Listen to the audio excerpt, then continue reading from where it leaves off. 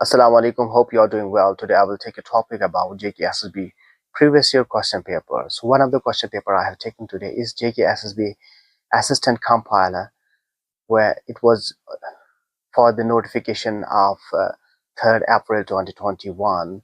Maybe this exam had been taken in 2023 or 24. You know what is the scene here in JNK when we are to fill up our forms in 1 year, and it takes too many years to be examined for the recruitment. And so one of the paper I have taken, and I have downloaded this from the Google, the question paper, and I have tried my best to solve those questions and also the explanation why those answers are fit and how they are correct to be answered. thus मैं शुरू करता हूँ कि वो जो question paper जो हमारे पास है उसके क्वेश्चन में, उस क्वेश्चन पेपर में जो भी क्वेश्चंस है उनको मैं एक एक करके आपको पहले सवाल या निशान की तरह आपके सामने रख दूंगा। फिर उसके बाद मैं आपको ऑप्शंस देता हूं, जो उसमें ऑप्शंस होते हैं ABCD, एंड देन फिर मैं आपको उसका आंसर बता दूंगा और फिर उसके एक्सप्लेनेशन की उसका आंसर क्या है। देखिए, पहला क्वेश्चन नंबर जो मैं आपको इससे पढ़ता हूँ वो है question number 1। She has been working here dash 5 years। इसमें ऑप्शंस हमारे पास है A since, B for, C from, D during। तो इन चार में से आपको कोई इसमें इस्तेमाल करना है। तो इसमें हम क्या इस्तेमाल करेंगे? इसका आंसर है for। बता देता हूँ, जो for है उसको हम इस्तेमाल करते हैं पीरियड ऑफ टाइम के लिए, जैसे for 5 years। और जो since है उसको हम इस्तेमाल करते हैं पॉइंट इन टाइम के लिए, जैसे since 2019। सो इसमें since नहीं आएगा, इसमें for आएगा।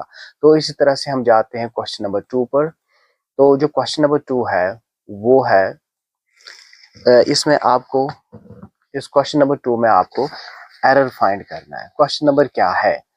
The principal and the teacher was present in the meeting. तो इस क्वेश्चन में आपको 4 ऑप्शंस है। Number 1 option is the principal, number B is and the teacher, number C is was, and D is no error। तो आपको इसमें दिखाना है कि इसमें आपको स्पॉट करना है कि कौन सा वर्ड इसमें गलत इस्तेमाल हुआ है। तो इसका आंसर जो है वो है was। देखिए, द प्रिंसिपल तो हम कोई भी सब्जेक्ट इस्तेमाल कर सकते हैं, किसी के बारे में भी कह सकते हैं, और एंड द टीचर उसमें भी कोई गलती नहीं है। और इसके बाद was में गलती है कि was इसमें यहाँ पे इस्तेमाल नहीं किया जाता। और and D option is no error, जबकि इसमें एरर है, जैसे was जो है वो इसमें गलत इस्तेमाल हुआ है। कैसे? आप देखते हैं कि इसमें 2 सिंगुलर नाउन्स को ज्वाइन किया गया है एंड से। जब 2 सिंगुलर नाउन्स को एंड से ज्वाइन किया जाता है तो ये प्लूरल बनता है। तो इसमें हमें एग्रीमेंट करना है इसके साथ कि इसमें हम व इस्तेमाल करेंगे, इसमें was इस्तेमाल नहीं होगा। was को हम सिंगुलर सब्जेक्ट के लिए इस्तेमाल करते हैं। For example, he was, the teacher was, the principal was। मगर जब इसमें दोनों जो सिंगुलर नाउन है, जैसे उनको ज्वाइन किया गया एंड से, जैसे the principal and the teacher, इसका मतलब है कि इसमें 2 डेजिग्नेशंस लिए गए हैं, the principal and the teacher. तो इनको सेपरेटली लिया गया है, और जब एंड इसको जोड़ प्लूरल बनता है, जब भी प्लूरल बनता है तो इसमें व इस्तेमाल करते हैं, WERE व। तो इसमें व हम इस्तेमाल करते हैं, तो इसका आंसर व आएगा। तो इसके बाद हम जाते हैं क्वेश्चन नंबर 3 पे। ऑप्शंस है A hopeful, B threatening, C bright, D clear. तो इसमें आपको देखना है कि इसमें कौन साइनोनिम है। तो इसमें आपकी क्या, अगर हम इसकी अब होपफुल इसकी ऑप्शन देते हैं, होपफुल मीन्स उम्मीदवार होना। थ्रेटनिंग, थ्रेटनिंग भी डर का जैसा है कि जो थ्रेटनिंग यही आता है खौफ ज़दा करने वाला। ब्राइट चमकीला, रोशन, और क्लियर मीन्स साफ। तो आएगा, जैसे इसमें बी आएगा। तो यहाँ पर हमें क्या सीखना है? इसका मतलब है कि क्या हमें, हमारे पास ये एक जो क्वेश्चन आया तो इसमें हमारे पास एक वर्ड दिया गया और हमसे कहा गया इसका साइनोनिम दीजिए। तो हमने ये एक क्वेश्चन पढ़ा तो क्या हो गया? नहीं। इसका मतलब है कि आपको ये टॉपिक पढ़ना है, आपको वर्ड्स के साइनोनिम याद करने हैं। अगर आपके पास 200 वर्ड्स के साइनोनिम्स याद होंगे तो आप इजीली आप उनमें से कोई ना कोई क्वेश्चन आ ही सकता है, क्योंकि 200 के अराउंड जब आप 5 साइनोनिम्स को याद करते हैं, इट बिकम्स अराउंड 1000 वर्ड्स। तो 1000 वर्ड्स काफी है जब आप साइनोनिम्स की बात करते हैं। अब इसके बाद क्वेश्चन नंबर 4। क्वेश्चन नंबर 4 है, ये इडियम के बारे में है। इसका मीनिंग क्या हुआ? Throw in the towel. तो इसकी मीनिंग क्या है? क्या आप इसकी मीनिंग, अगर हम इसका वर्ड टू वर्ड इसका तर्जुमा करेंगे तो इसकी मीनिंग बनती है तौलिया में फेंक दो। लेकिन ये इडियम, ये मुहावरा है, तो मुहावरे का word to word translation meaning नहीं होती है। तो इसका क्या आएगा? तो हमारे पास ऑप्शन 4 है। A is to take revenge, B is to give up, C is to start afresh, D is to argue। तो इनमें से आपको कोई एक इसका जवाब देना है। तो इसका मतलब असल में है कि थ्रो इन द टॉवल, किसी चीज को छोड़ देना, गिव अप करना।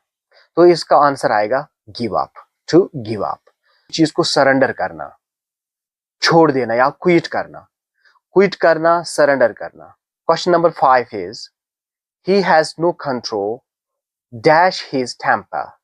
तो इसमें ऑप्शन आता है A on, B over, C in and D at. तो ये ऑप्शंस आपको आते हैं। तो इन ऑप्शंस में आपको कोई एक डालना है। आप इसमें से कौन इस्तेमाल करेंगे? तो इसमें हम इस्तेमाल करेंगे over. He has no control over his temper. इसमें ओवर क्यों इस्तेमाल किया जाता है? क्योंकि ये इसकी कोलोकेशन ऐसी बनती है। आप कभी नहीं कह सकते हैं, क्योंकि ये नेचुरली इसी के साथ सेट है। कंट्रोल ओवर आप कभी नहीं कह सकते control in, control at, control with या कंट्रोल ऑन। ये हमेशा कंट्रोल ओवर, इसके पीछे ओवर ही आएगा हमेशा। अब कोलोकेशन पार्ट के लिए क्या करना है आपको? तो आपको कोलोकेशंस भी देखने हैं। कोलोकेशंस की अलग डिक्शनरी भी आती है। आप उस डिक्शनरी में जाके आप देखेंगे कि किस वर्ड की कौन कौन से कोलोकेशन बनता है। तो उससे क्या हेल्प हो जाएगा कि आप फ्लुएंट इंग्लिश बोल पाएंगे और सही इंग्लिश बोलेंगे। जैसे आपने कभी कभार ये भी देखा होगा, कुछ लोग ऐसे भी कहते हैं do the mistake. Do the mistake जो है वो गलत है। डू द मिस्टेक कभी नहीं बनता है इंग्लिश में। हमें कहना चाहिए मेक द मिस्टेक, क्योंकि ये इसका नेचुरल तरीका है। इसका कोलोकेशन यही बनता है, make the mistake, not do the mistake. तो सिमिलरली इस क्वेश्चन में भी जब हम कहते हैं कंट्रोल, तो दिस इज कंट्रोल ओवर, इसमें ये आंसर है। तो आपको कोलोकेशन डिक्शनरी भी आपको देखनी है इसके लिए, जेके एसएसबी के लिए। हम हमेशा कहते हैं कि इंग्लिश इजी है, हमें खुद ही कर सकते हैं, क्योंकि हम तो बोलते हैं हमें खुद ही पेपर करना आता है। लेकिन कोई भी पेपर चाहे कितना भी आसान हो, अगर हम एक ग्रेजुएट स्टूडेंट को भी 8th का पेपर उसके सामने रखेंगे, फिर बोलेंगे इसको सॉल्व कर दो, उसके लिए भी मुश्किल है, जब तक कि उसके लिए एक स्पेसिफिक और सिस्टमैटिक प्रेपरेशन उसे ना की हो। पढ़ना हर एक चीज के लिए जरूरी है, पढ़ने के बगैर कोई रास्ता नहीं है। आप कहेंगे कभी चलो हम फिर अपने दिमाग से सोचते हैं, एग्जाम में सोचने के लिए उतना वक्त नहीं होता है। जो आपने समझा होता है उसको आप जल्दी अप्लाई वहां पे करना होता है। अब इसके बाद हमारे पास है question number 6। What is the question number 6? Antonym for scarce. Scarce होता है किल्लत, किसी चीज की किल्लत होना। अब हमारे पास ऑप्शन है। Option number 1 is A rare, B limited, C abundant, D mega. जब आप देखेंगे इसमें जो option number A, B and D है, इनकी जो मीनिंग है वो किसी तरह से एक सेम बनती है। उनकी मीनिंग किसी तरह से कॉमन है, जैसे साइनोनिम लगते हैं। जैसे आप देखिए इसमें जो हमें सिकेस होता है जिसकी किल्लत हो। आप देखिए रेयर जो कम पाया जाता हो, लिमिटेड जो किसी हद तक पाया जाता हो, और मीगा भी कलील ही दिखाता है। तो लेकिन आपको एंटोनिम दिखाना है। जब आपको एंटोनिम दिखाना है, इसका जिद दिखाना है, तो इसका अपोजिट दिखाना है। तो सिकेस अगर कम बनता है तो इसमें जो जिसकी ज्यादा मीनिंग बनती है, बहुत कसरत से होना, वो वर्ड जो है वो इसमें एबंडेंट है। तो आपको एबंडेंट वर्ड इस्तेमाल करना है। जैसे कि अवेलेबल इन लार्ज क्वांटिटीज, कोई चीज जो बहुत मिकदार में पाया जाता हो तो उसका एबंडेंट बनता है, तो इसमें हमें अबेंडेंट यूज करना है। स्केर्स का अपोजिट अबेंडेंट है। एंटोनिम के भी आप कम से कम 200 वर्ड्स के उनके, तो वो कम से कम 1000 बनता है। Now let us go for the question number 7। This is about sentence improvement. She do not know the answer. आपको इनमें से देखना है कि इसमें कौन सा आंसर है इसका। Option A is does not, B is do not, C is did not and D is has not. तो इसका आंसर क्या है? इसका आंसर आएगा डज नॉट, क्योंकि शी सिंगुलर सब्जेक्ट है। जब सिंगुलर सब्जेक्ट होगा तो इसके साथ जो वर्ब है वो भी सिंगुलर ही आएगा। मुझे लगता है कि कम से कम ये this is very basic concept. किसी भी नाउन को जब हम ई एस या एस जोड़ते हैं वो प्लूरल बनता है। जब नाउन को हम ई एस या एस जोड़ते हैं तो वो प्लूरल बनता है, लेकिन अगर हम वर्ब में एस या ई एस जोड़ते हैं उसे वो सिंगुलर बनता है। तो ये चीज याद रखना है। तो अगर हमारे पास सब्जेक्ट सिंगुलर था तो इसका जो वर्ब है वो भी सिंगुलर आएगा। तो जैसे she does not know the answer, तो इसका आंसर ये है। तो इसके बाद आता है question number 8। Question number 8 is one word substitution के बारे में। A person who talks too much. A person who talks too much. Hindi या उर्दू में हम कहते हैं बातूनी, बहुत बातूनी, बहुत बातें करने वाला। तो इसका ऑप्शन, इसका जो हमारे पास जो आंसर ऑप्शन है, option number A is introvert, B is garrulous, C is taciturn, D is shy। तो आपको देखना है कि इनमें से कौन आएगा इसका। तो इसका मतलब है कि आपको पहले वर्ड मीनिंग पता होनी चाहिए। तो इसके लिए क्या करना है, आपका आदत होना चाहिए कि इंग्लिश डिक्शनरी को रोज रोज पढ़ना, या कभी भी अगर आप कोई टेक्स्ट पढ़ते हैं तो आप टेक्स्ट को कभी ऐसे फॉर ग्रांटेड टेक्स्ट को नहीं लेना चाहिए। जब आपको कोई डिफिकल्ट वर्ड आपके सामने आता है तो आप हमेशा कोशिश करें कि उसका आप डिक्शनरी में उसकी मीनिंग देखना, चाहे कोई भी डिक्शनरी हो। अगर इंग्लिश टू बेटर, अगर आप English to Urdu that is good. उसी हिसाब से मैं आपको यहाँ पर इसकी मीनिंग बता देता हूँ उर्दू में क्या बनती है। जैसे अ person who talks too much, कोई बंदा जो ज्यादा बातें करता है, रहता है, बहुत बातोनी। तो इसका आपको देना है वन वर्ड सब्स्टिट्यूशन। अगर आप उसे कहेंगे इंट्रोवर्ट, तो इंट्रोवर्ट की उर्दू में क्या मीनिंग है? इंट्रोवर्ट की उर्दू में तर्जमा है, मीनिंग है अंदरमुखी या जोली रखने वाला या तन्हाई पसंद। तो ये इंट्रोवर्ट की मीनिंग होगी। जबकि हमारे पास a person who talks too much की मीनिंग बहुत बातूनी बनती है। तो क्या इंट्रोवर्ट है? No. Now let's go for the option B. Garrulous means बहुत बातूनी। तो हमारे पास ऑप्शन नंबर बी मिल गया, बहुत बातूनी वाला। गैरुलस, बहुत बातूनी वाला, तो इसका ऑप्शन आएगा आंसर बी। अब मैं इसको डिटेल फिर भी कर देता हूं। सी जब हम जाते हैं, टैसिटर्न, टैसिटर्न आपने वर्ड सुना होगा। टैसिटर्न, टैसिटर्न की आपको उर्दू में मीनिंग पता होगी। टैसिटर्न की मीनिंग भी जैसे कमगू या खामोश मिजाज, इसकी मीनिंग है। तो ये भी वन वर्ड उसमें तो नहीं आता, वन वर्ड सब्स्टिट्यूशन है उसका।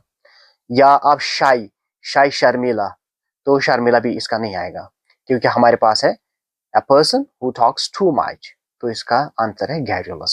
garrulous मीन्स भी बहुत बातूनी। और जो a person who talks too much, इसमें हमें क्या देखना है, जब भी आप को इसमें वन वर्ड सब्स्टिट्यूशन के भी याद करने, कम से कम आपको 100 तक अगर पता होगा वन वर्ड सब्स्टिट्यूशन, या 50 तक वन वर्ड सब्स्टिट्यूशन याद होगा, दैट इज ऑल्सो इनफ। वो भी आपको इस पेपर में वो उतना कवर होता है। 50 या 100 वन वर्ड सब्स्टिट्यूशन आप याद करेंगे तो बेसिक आप अच्छी तरह से कर पाएंगे। इसके बाद है question number 9। Question number 9 is the child was found hiding dash the bed. तो आपको देखना है कि इसके लिए क्या प्रोपोजिशन आएगा, अंडर, बेलो, बीनीथ या over. Question number 9 is the child was found hiding dash the bed. तो आपके पास ऑप्शन है, option A under, B below, C beneath, D over.